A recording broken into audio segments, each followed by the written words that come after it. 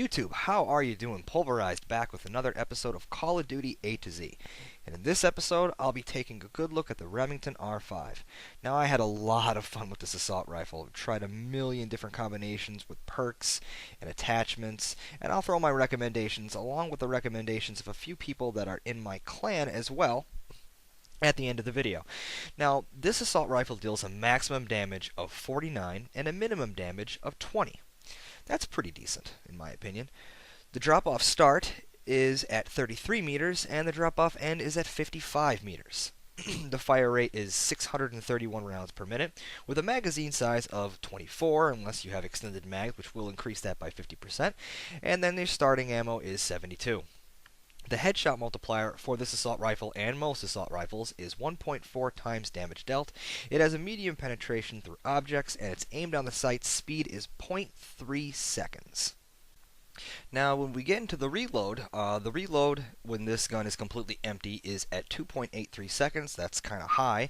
That's if you have no bullets in the gun whatsoever. If you have a few left, down to one, you'll reload at 2.43 seconds, but the reload cancel time is where this gun kind of shines at a 1.6 seconds. That's fast. That's definitely what I like to call life and death in this game.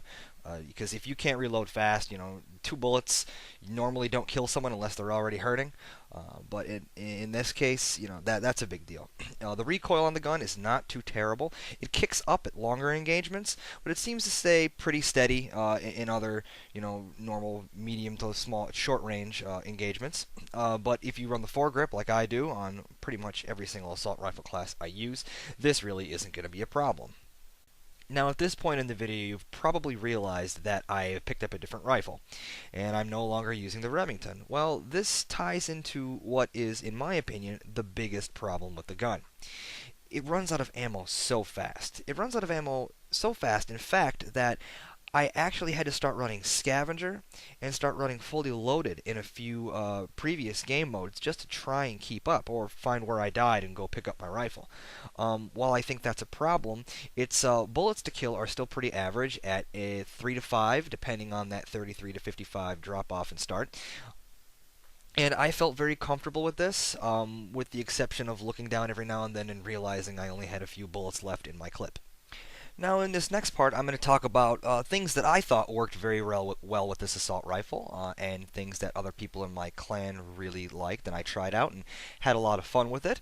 The first is my setup, which is kind of vanilla. It's kind of, general. I like the foregrip, and I like the red dot. We've been over this in my last episode, and we will probably go over it multiple times. Now, Slayer Zero really likes the tracker sight for this rifle. I found it a little hard to get used to at first, especially because your peripherals are all cloudy. Now, as I understand, that is only an Xbox 360 thing. Once it goes over to Xbox One, you'll be able to see out of your peripherals, which will probably make it a lot better for me anyway. Now, Poltergeist likes to use this gun with the semi-automatic fire, and I have found that it is a consistent 2 to 3 shot kill. I did give it a shot. I didn't have any incredibly good gameplay, so I'm not going to really show it. But consistent 2 to 3 shots killed almost every time. He used the tracker sight, and I'm pretty sure he used the foregrip as well.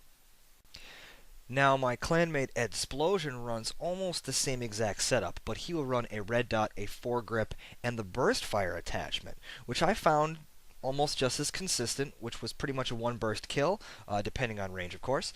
It really helped me save ammo, but the way I looked at it in the end, I would rather the perk, because eventually, if I'm doing very well, I'm going to run out of ammo anyway.